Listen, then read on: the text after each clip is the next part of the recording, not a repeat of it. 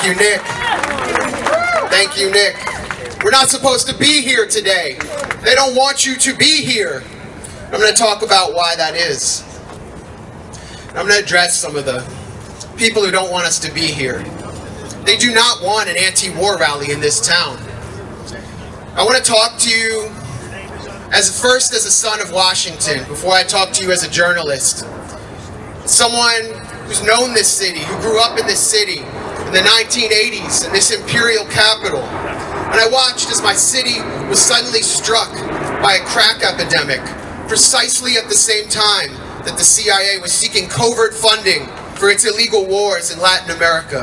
And I watched as the streets of this city filled up with homeless Vietnam veterans, often still wearing their camouflage BDU, at the dawn of a homeless crisis that is now completely consuming our cities and which is apparent all around us.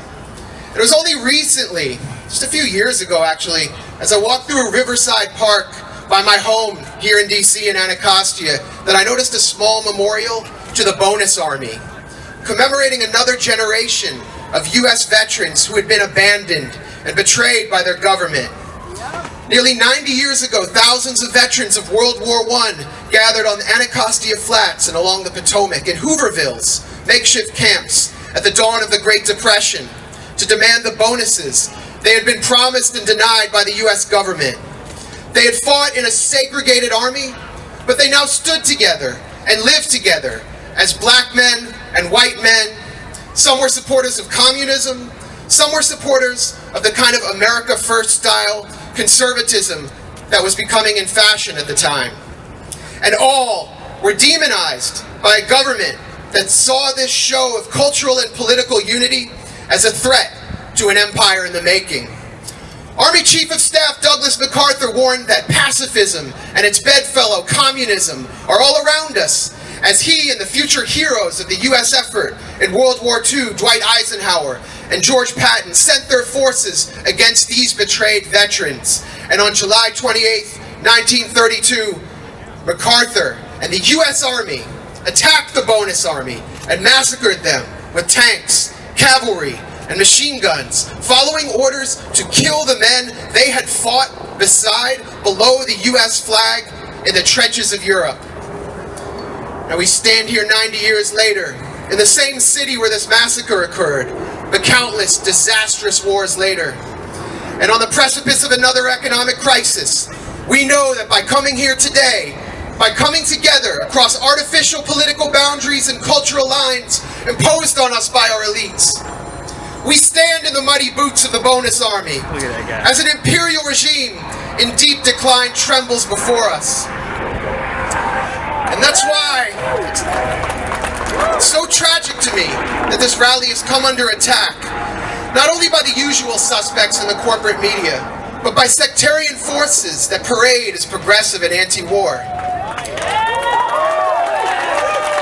They say that right and left should not come together, that our petty differences must define and divide us, and that this rally is a danger to the movement. Well, let me speak now as a journalist who's met and lived with people on the other side of the guns of US empire.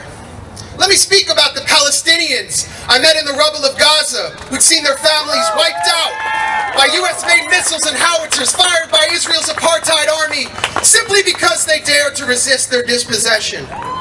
Let me speak to you about the Syrian people I met in Damascus who'd seen their city surrounded by NATO-backed jihadist militias and who now withstand Israeli bombs and sadistic US sanctions. Let me talk to you about the people I met in Venezuela, Nicaragua, and Cuba, the troika of resistance, who have bravely weathered the storm of CIA destabilization plots and economic blockades.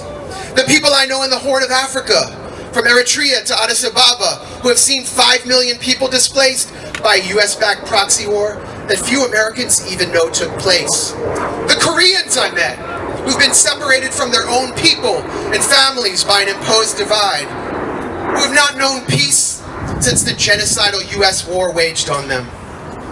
And the people I know in the republics of Donbass and Lugansk, who have suffered for 9 years under the US-supplied bombs of the Ukrainian military and its sig-heiling neo-Nazi brigades, who celebrate and worship the Nazi collaborator Stepan Bandera, who murdered my own people in one pogrom after another.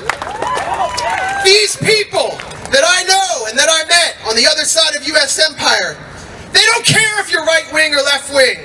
They don't care if you're a camel-clad Trumper or a progressive social justice activist. They don't care if you're vaccinated and masked and boosted. They don't care if you are libertarian or communist. All they want you to do is be out here today to rage against this sick, satanic, neoconservative war machine.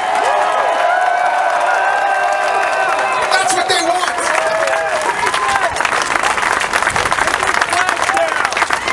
Our corporate media, which is just a megaphone for our oligarchic elite, is constantly telling us who our enemies are. They said our enemy was in Serbia when I was a teenager.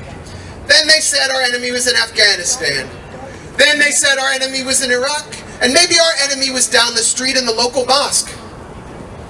And we are here today to say that we know who our real enemy is. Our enemy is not in Russia.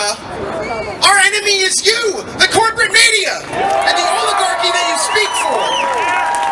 Our enemy is the empire that's robbed us of our rights, that's looted our treasury for its insane imperial regime change wars, and that has hounded and jailed real journalists like Julian Assange. They say we need to fight them over there so we don't have to fight them here. We say that we will fight the neoconservatives over here before they kill millions more over there. Can you dig it? That's not our war. Whether in Ukraine or the war they're planning over the Straits of Taiwan, their war is not our war. Our war is for the hundreds of thousands of homeless people sleeping in the cold. Our war is to clean up our rivers. Our war is to fix our crumbling schools and roads. Our war is to fight for the minds of our brothers and sisters subjected to a non-stop tidal wave of corporate media propaganda. Our war starts here. Our war starts today. Can you dig it?